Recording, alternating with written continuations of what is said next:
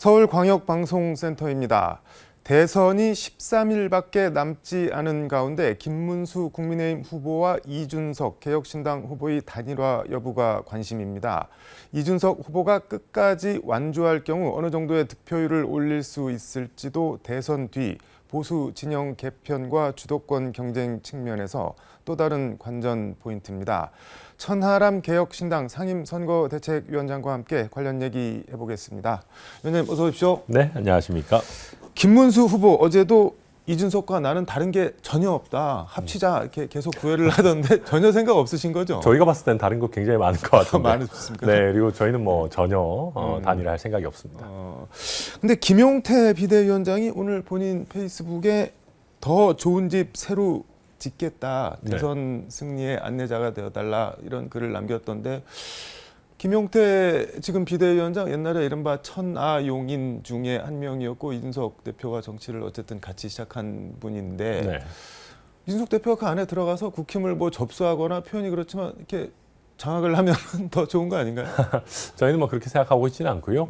물론 뭐 김용태 비대위원장 뭐 저희와 개인적으로 네. 소통이 잘 되고 또 인연이 있는 정치인인 건 맞습니다. 네. 그러나 지금 각자 서로 다른 정당을 이끌어가고 있는 상황에서 네. 각자 정당의 입장이 있는 것이죠. 저희가 친분에 의해서만 이야기를 할 수는 없을 겁니다. 네. 그리고 지금 김용태 비대위원장께서 그런 얘기 하시더라고요. 국민의힘을 고쳤을 수 없다면 그 자리에 새로 짓겠다. 그런데 죄송하지만 그 자리에 새로 짓겠다라고 하려면 네. 국민의힘의 어떤 완전한 해체 같은 작업, 사실 이게 뭐 완전히 해체하는 것이 간단한 문제는 아니겠지만 리모델링이 아니라 재건축이 필요하다는 말씀이죠. 그렇죠. 그럴 정도의 각오가 있어야 되는 겁니다. 이게 뭐 우리가 물리적으로 당사를 때려 부수자라는 네. 의미가 아니라 그러면 기존에 윤석열 전 대통령에게 부역했던 사람들의 어떤 사죄와 반성 플러스 거기에 대한 적절한 조치, 그다음에 비상계엄, 위헌적 비상계엄과 탄핵에 대한 정말 처절한 반성 같은 것들이 있어야 되는데 최근까지도 보셨지만 윤석열 전 대통령을 출당시키는 것도 아니고 제발 좀 탈당해 주십시오라고 하는 심지어 김문수 후보는 그조차도 명확하게 얘기를 못해서 그거는 윤 대통령이 알아서 하실 일이지 그런 상황에서는 저희가 봤을 때는 국민의힘이 다시 집을 지을 마음의 준비가 되어 있지 않다. 제가 봤을 때는 국민의힘은 스몰 텐트조차도 감당하지 못하는 다 쓰러지고 찢어진 텐트에 불과하지만 그 안락함조차도 포기하지 못하는 사람들이 김용태 비대위원장이 새롭게 집을 짓자라고 한다고 해서 움직일 거라고 생각하지 않습니다. 그러니까 김용태 비대위원장의 의지와 능력과 상관없이 애초 고쳤을 집이 아니다. 뭐 그런 말처럼 들리네요. 네, 그리고 김용태 비대위원장이 아마 여러 가지 한계에 봉착할 것이라고 생각합니다. 저는 김용태 비대위원장 같은 경우에는 기존에 선출된 당대표들도 노력하려다가 이준석 예전 당대표도 사실 쫓겨났고 한동훈 전 대표도 사실상 좌절이 됐다라고 봐야 되는 상황 속에서 김용태 비대위원장도 비슷한 좌절, 동병상련을 느끼지 않을까 저는 뭐 오히려 염려가 됩니다. 근데 가령 뭐 가정이긴 하지만 김문수 후보와 이준석 후보가 단일화를 했을 때 이재명 후보와 오차범위 안에서 접전을 벌인다. 이런 여론조사 결과가 나오면은 단일화 압박이 엄청 세질 수도 있을 것 같은데 그때도 안 하는 건가요? 네, 안 합니다. 어제 이준석 후보도 명확하게 얘기했죠. 본인으로 이기는 형태의 단일화도 안 한다. 그러니까 저희는 명확한 스탠스를 가지고 있습니다. 이번에 정말 위헌적인 비상계엄을 일으켜서 탄핵을 당한 윤석열 전 대통령과 국민의힘 같은 경우에는 심판을 받을 수밖에 없는 형태의 선거입니다. 그리고 정권 교체 여론이 굉장히 높은 상황 속에서 국민의힘과 손을 잡아서 단일화를 한다. 국민의힘에서는 막 이렇게 하면 결집이 돼서 이길 수 있다 이런 생각들 하시는 것 같은데 그러면 정권을 교체해야 된다라고 생각하는 국민들은 뭐 놀고 있습니까? 저는 한쪽에서 단일화가 이루어진다라고 하면은 다른 쪽에서도 결집이 일어날 것이다. 그쪽도 놀고만 있지는 않을 것이다라고 생각을 하고요.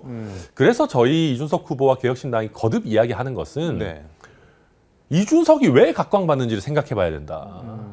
이준석이 각광받는 이유는 윤석열 전 대통령의 권력이 아주 셀 때 아닌 건 아니다라고 이야기하고 윤석열 전 대통령과 맞서 싸우고 또 쫓겨나고 어떤 의미에서 쫓겨나도 좌절하지 않고 새로운 집을 지어서 네. 지금 비상계엄과 탄핵으로부터 자유로운 정치인, 정치 집단이기 때문에 각광을 받는 거다. 저희는 그렇게 생각합니다. 네. 지금 이준석 후보가 갖고 있는 지지율에 비해서도 굉장히 많은 관심과 지지를 받고 있는데 네.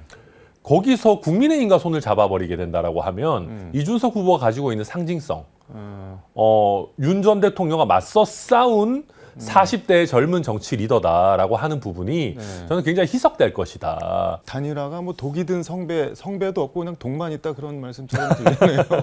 네, 그러니까 이준석 후보는 처음에 사람들이 완주나 할 수 있겠어라고 비웃을 때부터 네. 시종일관 명확했습니다. 우리는 이기는 게 목표다.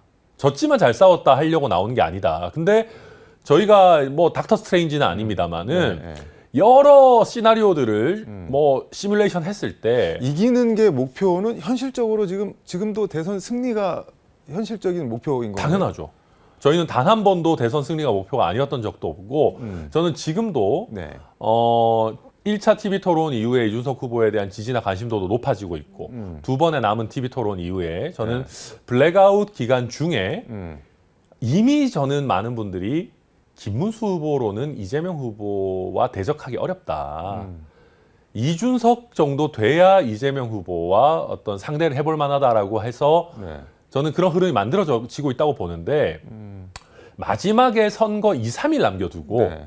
저는 지금 김문수 후보 지지하고 있는 쪽에서 이준석 후보로의 대거 표쏠림이 있을 것이고 그렇게 된다라고 하면은 국민들께서 만들어주시는 1대1 구도 속에서 네. 이재명 후보의 비호감도를 봤을 때 네. 저는 이준석 후보 승리를 목표로 뛸 수 있는 저는 충분한 상황이다 그렇게 보고 있습니다. 그 말씀하신 거 들어보면 두 가지를 지금 내포하고 있는 것 같은데 일단 인위적 단일화가 안 되더라도 국민 여론상 뭐 저희가 치고 올라가면 되는 거죠. 이재명의 네. 1대1 구도로 갈 것이다라고 기대를 하시는 거네요. 저희는 일단. 그걸 목표로 뭐 지금 뛰고 있는 겁니다. 그렇게 해서 이길 수도 있다고 기대를 하시는 네, 거고. 그렇습니다. 왜냐하면 네. 이게 사실 처음에 저희가 시작할 때 완주도 못할 거다, 뭐 네. 2% 3% 얻고 그냥 소리 소문 없이 끝날 거다, 아무런 변수도 안 될 거다 그런 뭐 악평 내지 혹평 하시는 분들 많았습니다. 저희가 그런 어떤 예상들을 다 깨면서 지금까지 오고 있는 겁니다.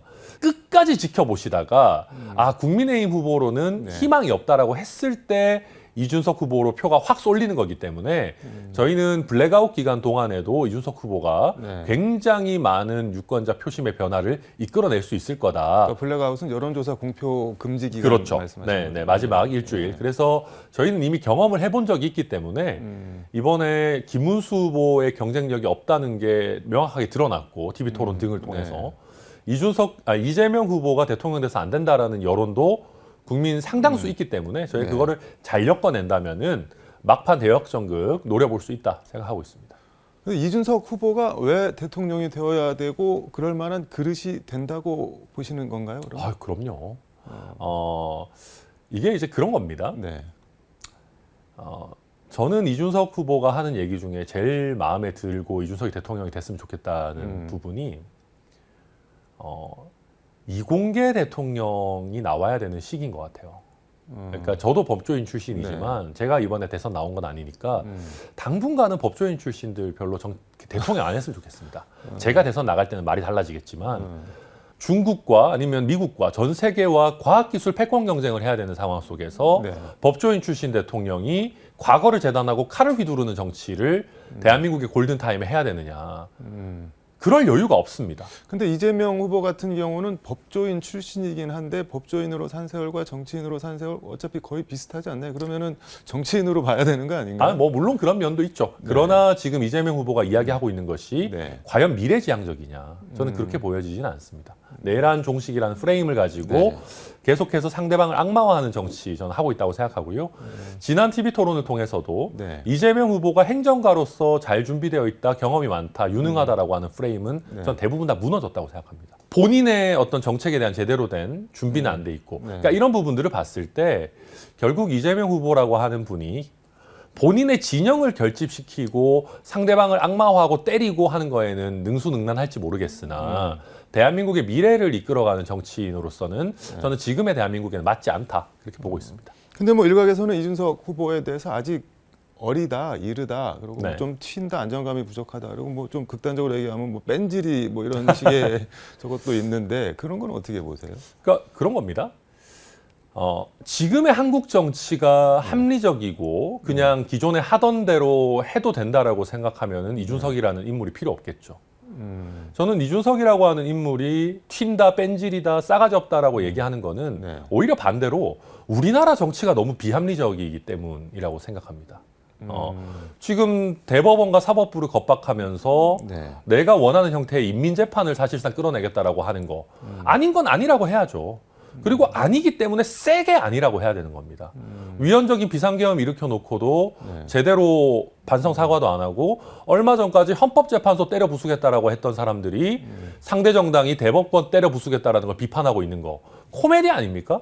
이런 거는 세게 비판해야 되는 겁니다. 네. 세게 비판하는 사람들에게 오히려 기존의 기득권 세력이 네. 왜 이렇게 싸가지 없어?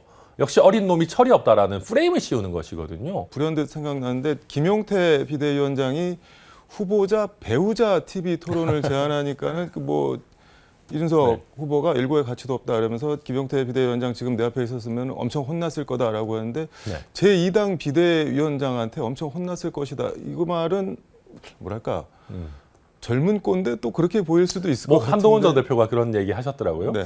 근데 저는 이제 그런 것 같습니다.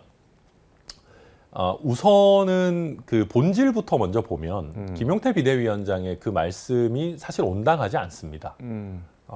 저는 혼냈을 거다라는 워딩이 뭐 그렇게 좋아 보이지는 않습니다만 다만 네. 지금 뭐 여러 가지죠. 지금 독신 가구도 굉장히 많이 있고 1인 가구가 상당히 많은 상황 속에서 그럼 배우자가 없는 대선 후보는 소외되어야 되는 거냐. 저는 거기에 많은 분들이 공감하지 못하실 거라고 보고요. 네. 또 한 가지는 이준석 후보도 얘기했지만 후보자들에 대한 검증과 토론회도 충분하지 않은 상황 속에서 배우자 토론회가 우선순위냐. 더 나아가서 과거에 국민의힘이 김건희 여사를 어떻게든 감싸고 숨기고 네. 하려고 했던 거에 비춰서 이게 과연 내로남불은 아니냐라는 부분들에 있어가지고는 저는 김용태 비대위원장의 이런 제안이 조금 부당하고 비판받을 소지가 훨씬 더 크다 그렇게 보고 있습니다. 근데 뭐 김용태 비대위원장 입장에서 생각을 해보자면은 말씀하신 김건희 학습 효과도 있고 해경궁 김씨라고 불릴 정도로 영향력도 남편한테 뭐 있는 걸로 평가받고 그러니까는 그런 거 한번 들여다보면은 상대적으로 이재명 후보한테 조금 상처를 주고 김문수 후보한테 도움이 되지 않을까. 그 설란영 씨가 상당히 달변가에다가 뭐 그런 것도 있고 그러니까 그런 거 감안해서 그냥 두루두루 한번 던져본 거 아닐까요? 근데 뭐 어쨌든 지금 굉장히 선거를 앞두고 중차대한 시기에 국민의힘의 비대위원장이 긴급 기자회견까지 자청해서 한 메시지를 그냥 던져보는 거다라고 치부하기에는 저는 맞지 않다라고 생각하고요. 특히 주요 후보가 배우자가 없는 상황에서 배우자 토론을 하자. 저는 이거는 좀 안 맞다고 생각합니다. 예를 들면 난임 부부 같은 경우에 당연히 그런 거 아니겠습니까? 그리고 배우자가 없는 대선 후보가 이상하다라고 하는 프레임 자체가 저는 좀 지금 대한민국에 안 맞는 것 아닌가 다시 한번 말씀드립니다. 호남에서 개혁신당이나 이준석 후보를 지지해야 하는 이유 같은 게 있다면 뭐가 있을까요? 일단은 그냥 아주 1차원적으로는 네. 국민의힘이 꼴 보기 싫으시면 한번 찍어주시는 거 좋지 않을까 생각합니다. 이게 왜 그러냐면 이게 어쨌든 정치라고 하는 것이 양쪽이 어느 정도 균형을 맞춰야 됩니다. 이거는 제가 뭐 길게 얘기할 필요 없이 네. 이재명 후보가 대구 경북에 가가지고 한쪽 정당만 찍어줘서는 지역 발전이 안 된다라고 이야기를 했는데 네. 사실 지금의 지지율 분포만 놓고 보면 대구 경북보다 광주 전남이 일당 쏠림이 훨씬 심한 상황입니다. 네. 그러니까 그런 상황에서 그러면 국민의힘은 여러 어떤 과거의 역사적인 맥락이나 이런 걸 봤을 때 네. 호남에서 경쟁 구도로 써먹기가 쉽지 않은 정당이라면은 저는 이번 기회에 네. 한번 판을 좀 바꿔가지고 개혁신당이 호남에서 경쟁 정당으로서 자리 잡아서 네. 더불어민주당과 선의의 경쟁을 하는 구도를 만들어 주시는 거 굉장히 좋지 않나라는 생각이 들고요. 또 한 가지는 그렇게 만들어지면 뭘 할 수가 있는 건가요? 뭘 하려는 건가요? 당연히 저희가 호남에서 뭐 좋은 후보들 더 발굴하고 우리 지역 발전을 위해서 더 의미 있는 경쟁을 할 수 있겠죠. 저희가 지지율이 예를 들면 10% 나오는 상황과 30% 나오는 상황은 네. 개혁신당이 좋은 인재들을 호남에 선보일 수 있는 가능성이 확연히 차이가 날 겁니다. 네. 그게 시드가 돼가지고 호남 정치를 바꾸는 씨앗이 되겠죠. 그리고 전체 정치를 놓고 보더라도 네. 그럼 이게 그냥 지금 정치가 잘 되고 있다 그러면 변화가 필요 없죠. 그런데 한국 정치에 있어서 단순히 보수의 세대 교체를 넘어서 네. 대한민국 정치의 세대 교체가 좀 필요하고 지금의 기득권화된 1, 2당의 구조를 좀 깨야 된다라고 생각하신다면 저는 우리 호남의 정신이라고 하는 것이 기득권화된 정치에 반대하는 정신도 분명히 있다고 생각하거든요. 저는 거기에 굉장히 잘 어울리는 정당이 개혁신당 아닌가 그렇게 자신 있게 말씀드립니다. 근데 민주당 특히 이제 박지원 의원 같은 경우는 지금은 어디 뭐 대한 세력 뭐 생각하고 이럴 때가 아니라 이재명 압도적으로 밀어줘야 한다 호남에서 그렇게 말씀을 하시는데 그건 어떻게 보세요? 그거야 민주당의 이제 이재명 후보 선거하시는 분 당연히 이렇게 얘기하실 건데요. 근데 그렇지 않습니다. 왜냐하면 네. 결국 정치라고 하는 것은 미래를 보고 움직이는 겁니다. 지금 더불어민주당이 가지고 있는 의석수를 봤을 때 더 네. 밀어주는 것이 필요한 상황이 아닙니다.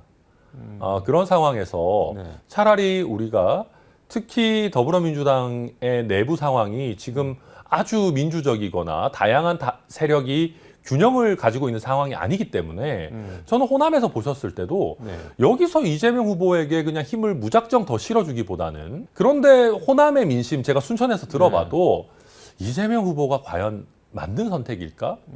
그렇게 당에서 비명행사 공천하고 막 1인 정당으로 만든 사람이 노무현 정신, DJ 정신을 제대로 계승하고 있는 건가 의구심 가진 분들 있거든요. 저는 그런 분들이라고 하면은 네. 국민의힘 찍을 바에는 저는 개혁신당 이준석 후보에게 투자를 해주십사 말씀을 드리는 겁니다. 근데 그 말씀은 호남에서 이재명 후보를 대통령으로 찍어주되 이준석 후보에게도 분산 투자를 해주시라 그 말씀인가요? 아니면 이재명 후보는 대통령이 되면은 좀 되게 부적절한 사람이다 뭐 그런 말씀인 건가요? 네, 저는 이재명 후보도 대통령 되서는 안 된다고 생각하고 굉장히 부적절하고 네. 준비조차 제대로 되어 있지 않고 요즘은 지지율만 가지고 굉장히 오만하게 국민 앞에 임하는 준비되지 않은 대통령이라고 저는 생각합니다. 그러나 뭐 이재명 후보를 지지하시는 분도 계시겠죠. 네. 그러나 이런 상황에서 호남이기 때문에 이재명 후보 쪽으로 무조건 뭉쳐야 된다? 저는 그건 말이 안 된다고 생각합니다. 이재명 후보가 뭐 정말 호남의 정신, DJ와 노무현의 정신을 제대로 계승하고 있나? 저는 그 부분을 엄격하게 한번 살펴보시고 오히려 정말로 한국 정치를 바꿔보겠다고 아닌 건 아니라고 이야기하고 이 있습니다라고 외치고 어려운 선거도 마다하지 않으면서 자기 길을 열심히 가려고 노력했던 이준석이라고 하는 인물이 저는 호남의 정신과도 더 맞닿아 있지 않은가 뭐 그렇게도 한번 살펴봐 주십사 말씀드리는 겁니다. 시간이 다 돼서 마무리 말씀 듣도록 하겠습니다. 예, 이번에 비상계엄이라고 하는 걸 대통령이 일으키면서 저는 국민들께서 대통령을 왕으로 대하는 것이 굉장히 위험하구나라는 걸 다시 한번 느끼셨을 거라고 생각합니다. 저는 유세 현장에서 우리 국민들이 이준석 후보를 굉장히 편하게 대하는 걸 볼 때마다 한국 정치의 변화 가능성을 봅니다. 어떤 분들은 심지어 이준석 후보한테 술 한잔 하고 가 하시면서 술 한잔 안 하면 안 뽑아준다 막 이러니까 또 후보가 달려와서 술 한잔 하고 하는데요. 어쩌면 우리에게 필요한 거는 우리가 숭배할 굉장히 강한 권력을 가진 제왕적 대통령이 아니라 40대 하버드 나오고 똘똘한 이공계 출신으로 우리가 일시키고 뽑아먹을 수 있는 젊은 대통령 아닌가. 저는 그것이 비상계엄 이후에 대한민국에서 대통령이라는 상을 바꾸는데도 어쩌면 계엄보다 더 효과적일지도 모른다. 저는 그래서 똘똘한 이준석, 제일 머리 잘 돌아가는 40대에 우리 대한민국이 잘 써먹었으면 좋겠다. 좀 써먹어 주십사 부탁드리겠습니다. 알겠습니다. 오늘 말씀 여기까지 듣도록 하겠습니다. 고맙습니다. 네, 감사합니다.